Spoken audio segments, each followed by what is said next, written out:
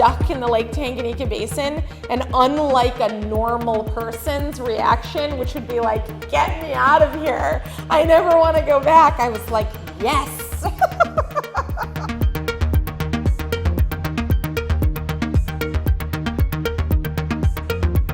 This is like the most important body of water in the world that no one knew anything about.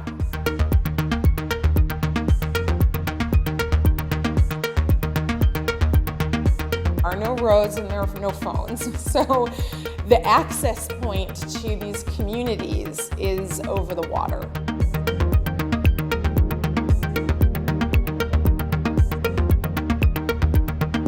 What we do is to play the role of the regional hospital by bringing the regional hospital actually to the region.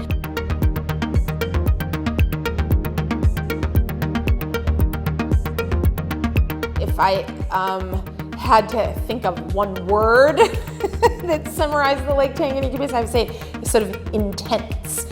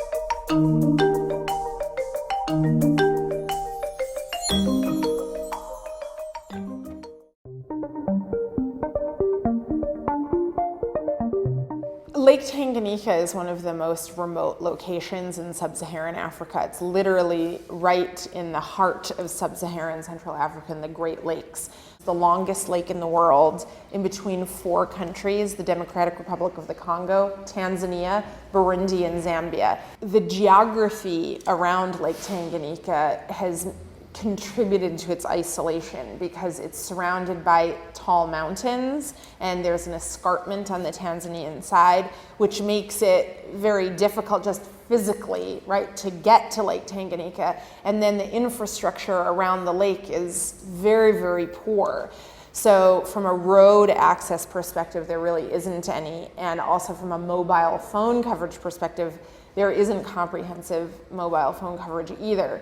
So if you take these physical characteristics and then overlay the insecurity that has taken place in the Great Lakes region in general, you have a place that is both highly strategic from a natural resources perspective, but heretofore has been basically inaccessible. The whole western border of Lake Tanganyika is mineral-rich Eastern Congo.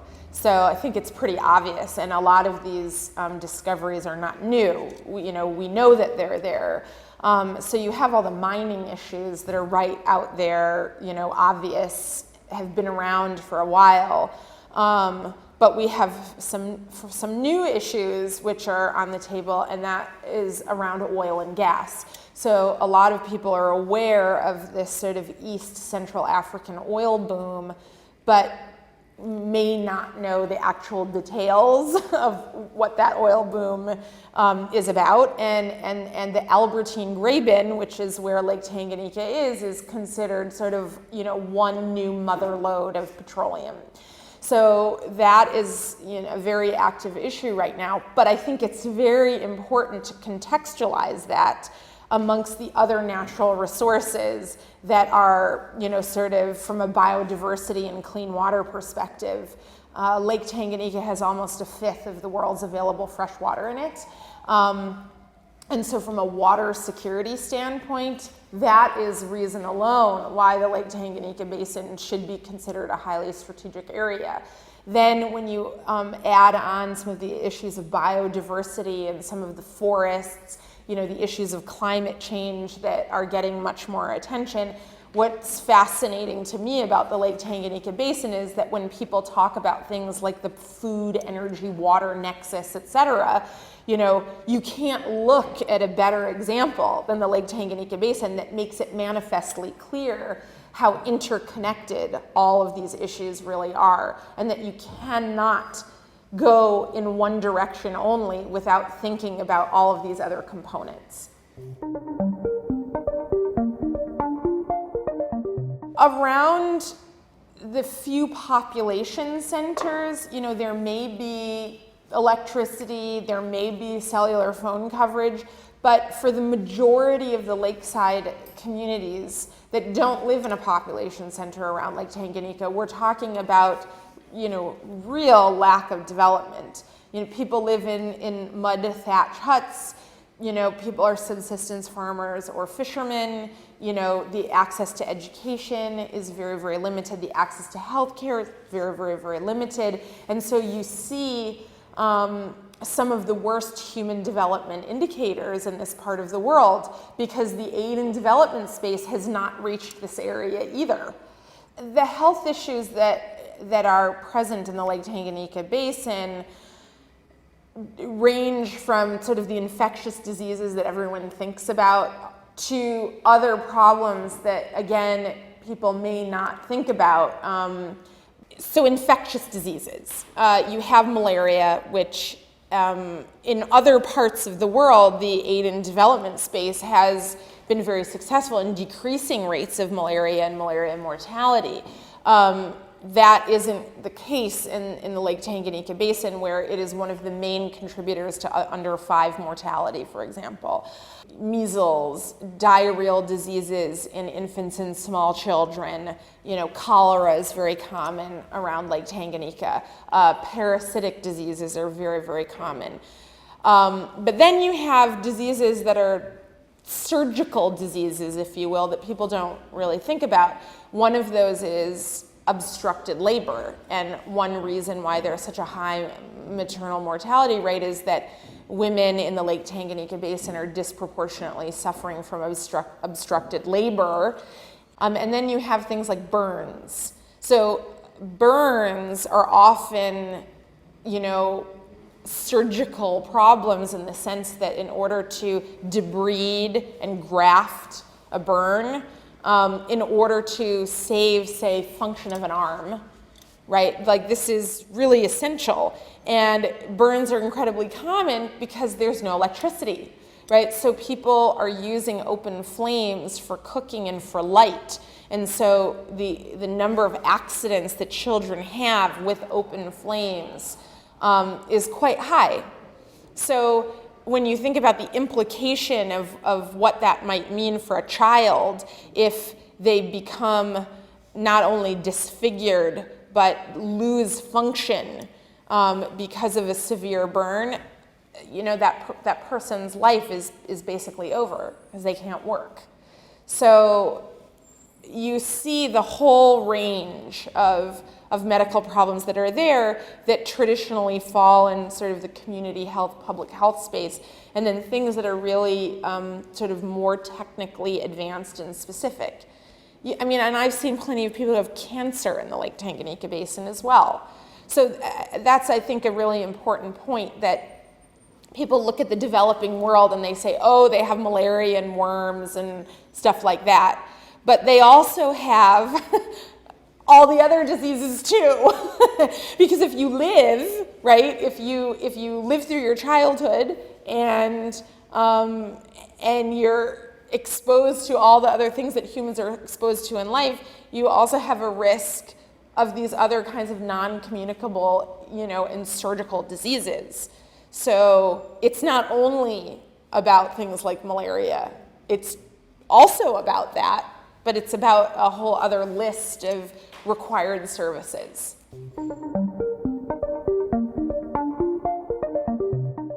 In many sub-Saharan countries, the organization of ministries of health are relatively similar. You have dispensaries / health clinics that are the first point of entry into the health system that serve rural to ultra-rural populations. And then what happens is that if patients need more, they get referred to a district or general level hospital and thence on to a regional level hospital. And the regional level hospital is responsible for the larger unit where you're sort of ensuring supply chain of medications and medical goods to the periphery.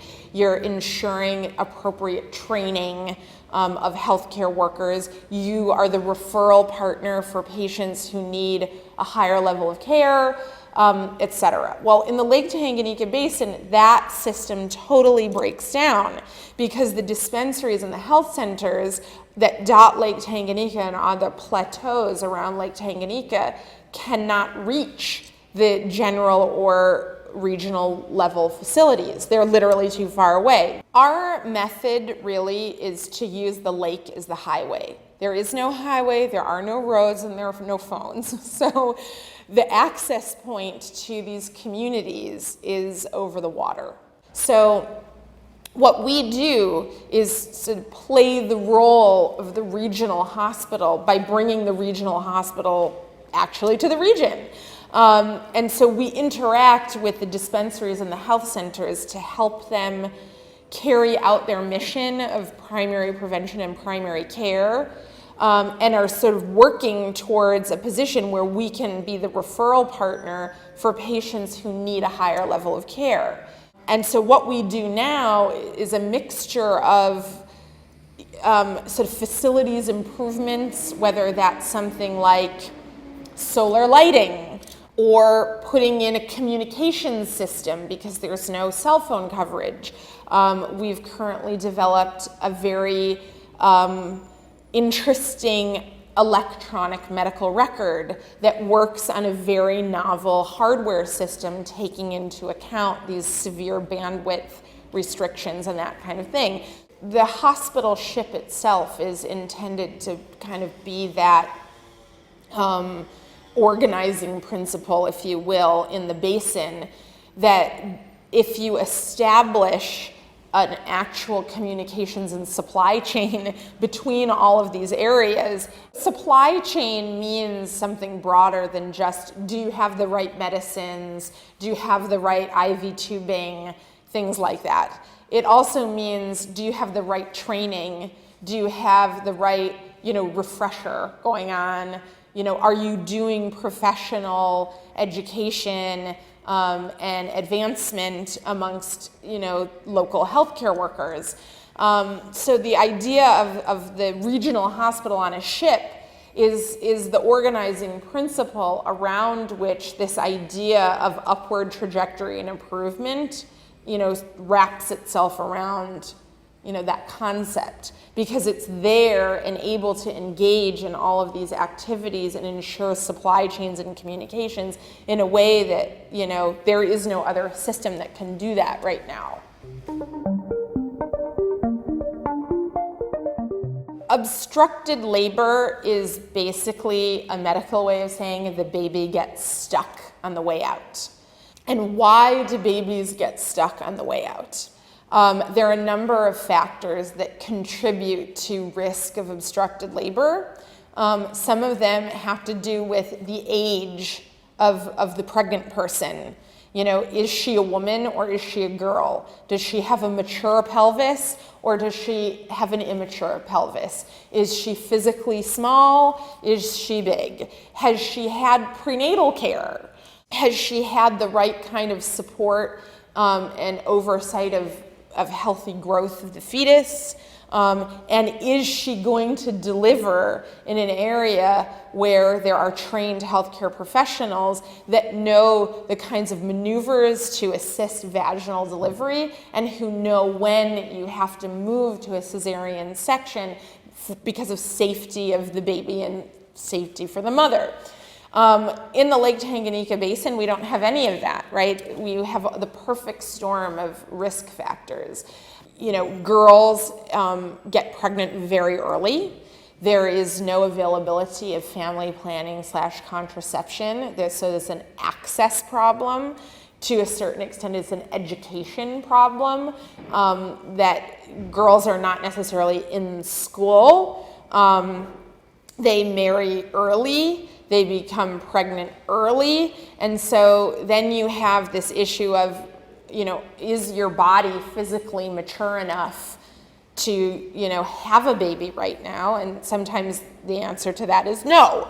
And then, you couple sort of the risk factors of having a baby that might be slightly too big for your body, with no sort of, technical capabilities to deal with that very situation. And really what we're talking about is there a safe cesarean section available in a timely way that can not only save the life of the mother, but save the life of the infant. In the absence of that, when a baby gets stuck, the baby almost invariably dies.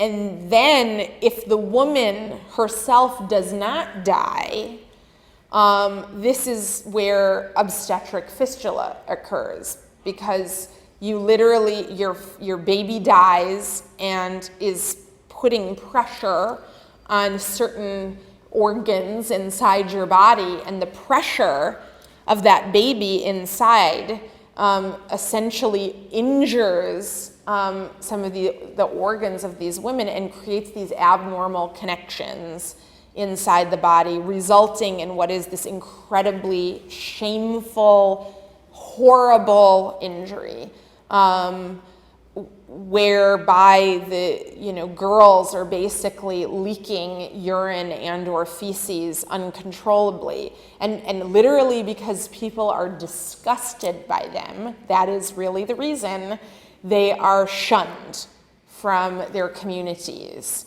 Often their husbands will leave them, often they're driven out of their villages, or conversely, they spend their entire lives, tucked into the corner of a hut. Literally their lives sort of effectively come to an end. And so this is a horrible problem that is better dealt with by preventing the upstream causes of obstetric fistula, but at the same time, it can be repaired ex post. Most women who have these injuries with the right kind of treatment can be repaired and restored to a normal life, but you have to have the access in order to give that treatment.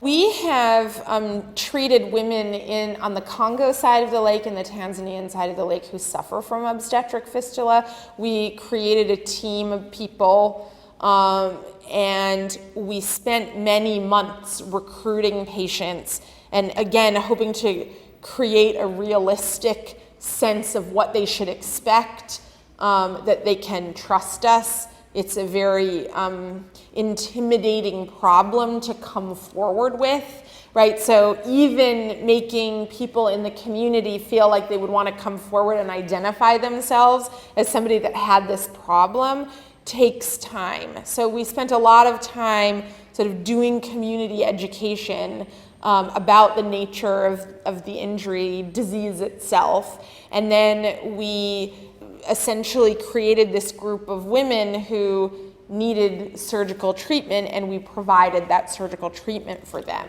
On the Congo side, we had a couple of patients who, after their successful surgery and also understanding the educational component to it, and what she would have to do, say, if she wanted to have a family, we've had a couple of patients who have successfully been pregnant and delivered babies safely. Now they have their children, they're repaired, and they're having a normal life.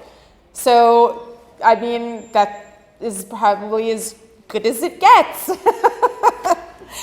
But I think there are other stories about obstetric fistula that I think are really important, and that is that we occasionally see women who are so injured or where repairs have been attempted, but in not the correct technical way. Basically, physically have a problem that is very complex from a surgical perspective, where right now we just don't have the technical capability to treat these kinds of women with very, very complex fistulae. But having said that, we still feel that we can help these women. And we had a woman like that during this fistula outreach that we did. The woman really didn't have an injury that was amenable to the repair with the technology that we had at that moment. Nonetheless, we were able to help her with the management of the problem, with certain kinds of, just goods. I mean, even as basic, do you have, a few pairs of underwear? Do you have pads, right? Do you have a way of protecting, the mattress that you sleep on? Things like that are so minimal that make a huge difference for women who are trying to manage this problem.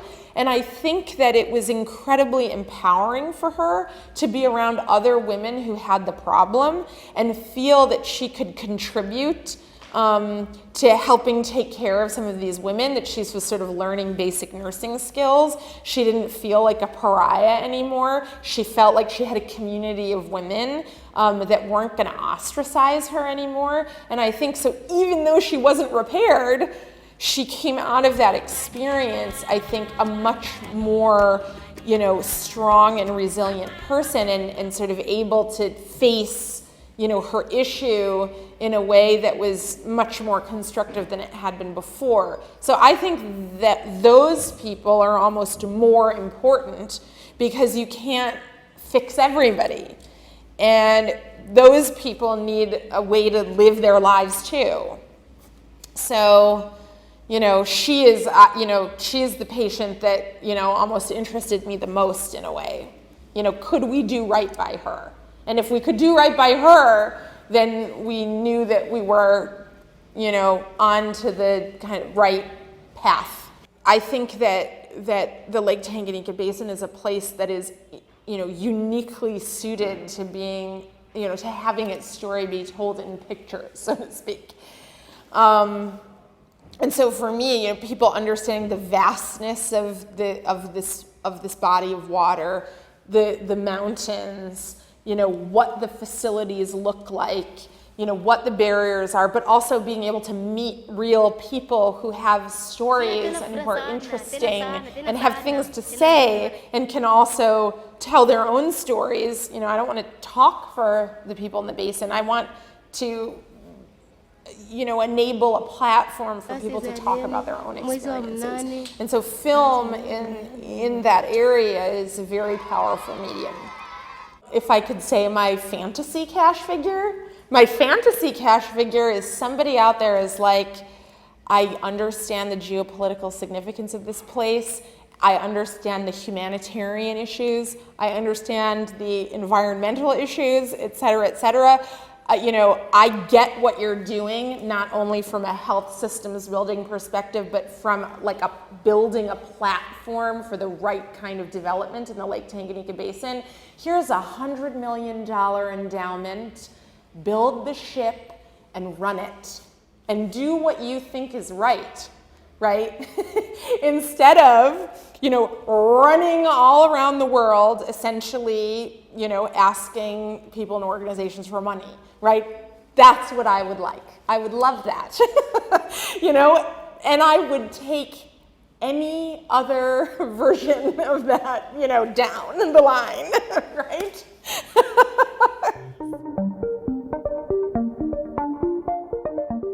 One of the things that we spend a lot of time thinking about is this idea of water-based care.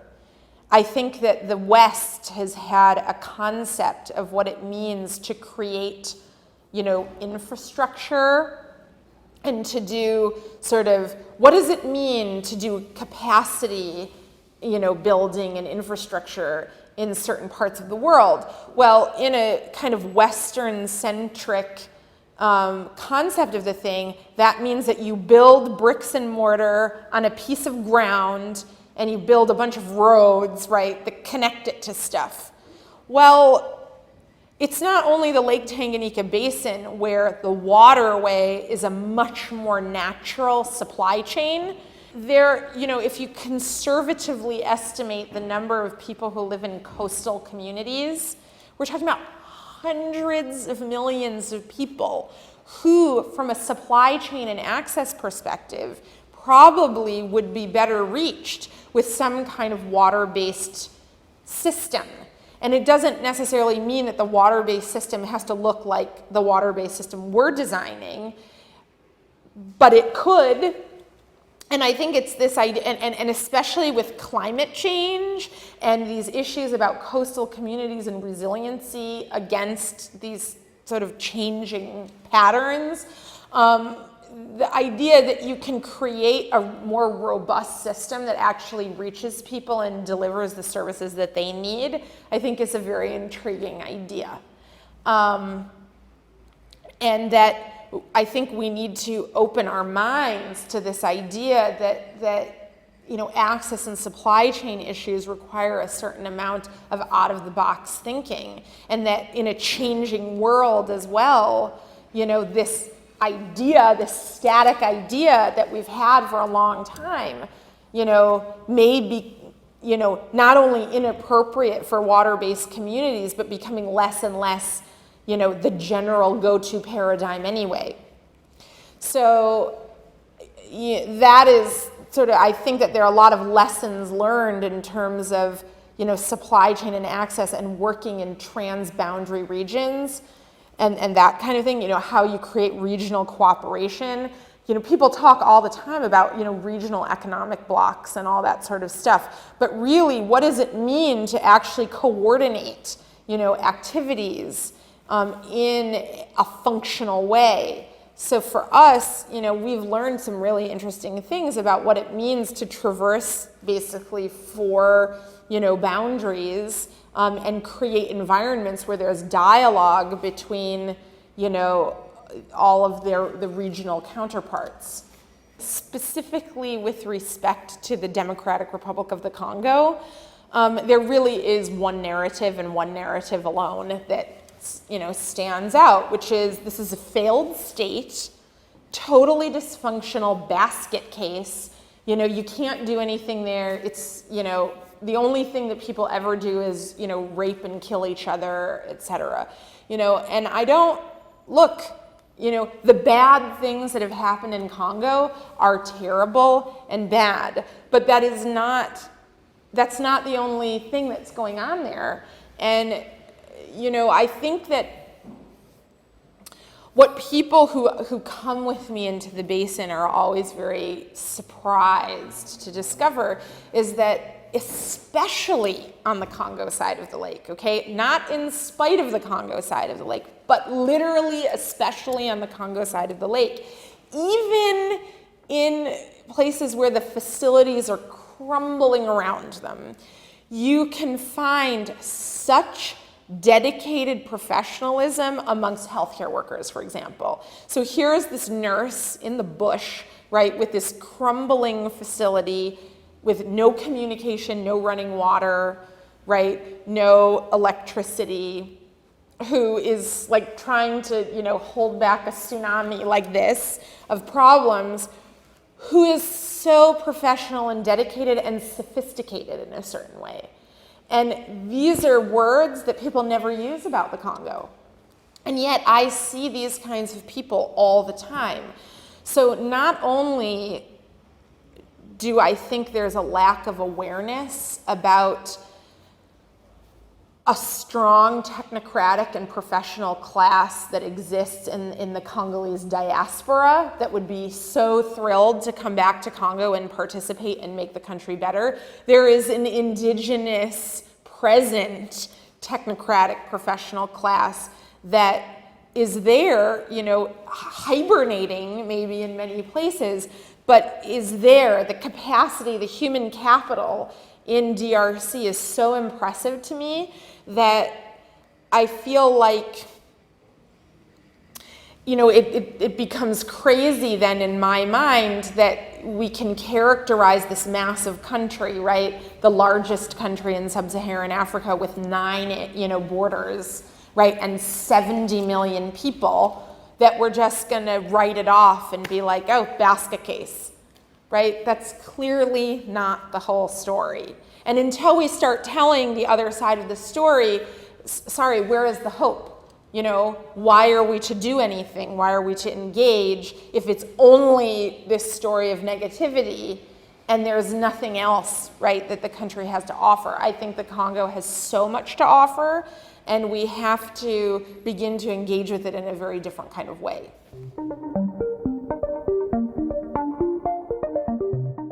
I grew up in Chicago, and I was interested in many things from the time I was a teenager. I was interested in sub-Saharan politics for a long time. I was very interested in the Great Lakes region from the time that I was young. So my being interested in these issues is not new in my life. I ended up going to medical school and business school at the University of Chicago. I did that as a single mother. I had my son when I was at university. I did a surgical residency, and at a certain point during my residency, there were a number of factors that all sort of coalesced at the same time, which essentially led me to do this professional 180-degree turn away from academic surgery to the Lake Tanganyika Basin and working on this sort of health systems building, sort of smart development in the Lake Tanganyika Basin project. So when I was a teenager, I read about, you know, the Victorian explorers trekking from Zanzibar to Lake Tanganyika, and I was very interested in the history of the Congo. So Lake Tanganyika really is the meeting point of all of these different regions of Africa. It really is the heart of sub-Saharan Africa. And you have the East African influences, the West African influences, and the Southern African influences that all sort of come together in this way station, right, which is the longest lake in the world. So when I was, you know, 15, right, it seemed like, wow, what a adventure. What an interesting place. I want to go there and have an adventure, right? Then later on in my life, before I went to medical school, for example, I taught introductory biology for a little while.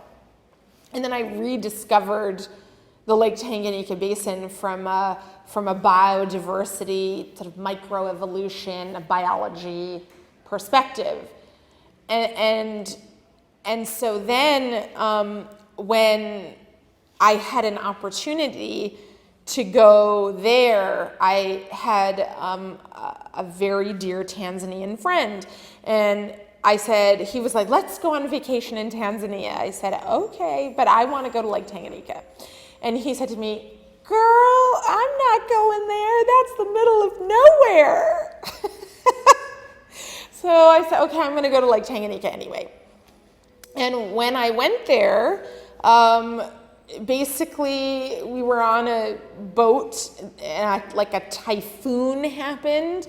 The airstrip where I was supposed to be picked up was washed away. So I was stuck in the Lake Tanganyika Basin, and unlike a normal person's reaction, which would be like, get me out of here, I never want to go back, I was like, yes. Because that experience, I really was able to see the significant populations that live around Lake Tanganyika, understand the real transportation and communication barriers that existed in the place. I felt like I was standing on the Tanzanian side, looking across at the Congo side and sort of saying, oh, this is where a lot of the issues really have played themselves out. Right, this is a very interesting access point into, this kind of complex, geopolitical / humanitarian emergency. that's going on here. And also, by the way, look at, this strategic, massive body of freshwater. And how is it that no one is really talking about this place? How come no one talks about Lake Tanganyika? That's odd to me. So I had, so from that experience, it sort of, became clear that, at least the way I felt about it was this is like the most important body of water in the world that no one knew anything about. And so I thought, what should I do about that? Life is full of surprises anyway, right? And there are various twists and turns that people, experience in their lives. And it just so happened that, the compass pointed at Lake Tanganyika for me. So I heeded it.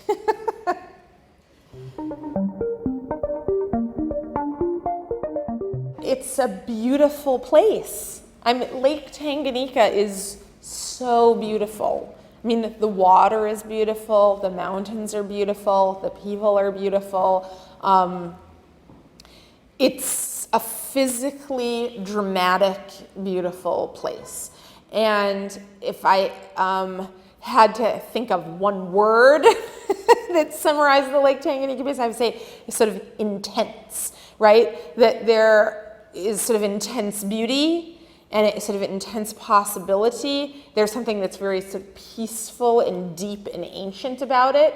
But at the same time, you do have, this sort of intensely bad things, right? Like it's bad that we have the under 5 mortality rate that we have. It's bad that we have the maternal mortality rate that we have. It's bad that there is so much poverty and suffering. And it's bad that, there are pockets of, very, extreme insecurity. So it's sort of this place where you have, a series of conflicting emotions, kind of all the time. So that's sort of an intense experience.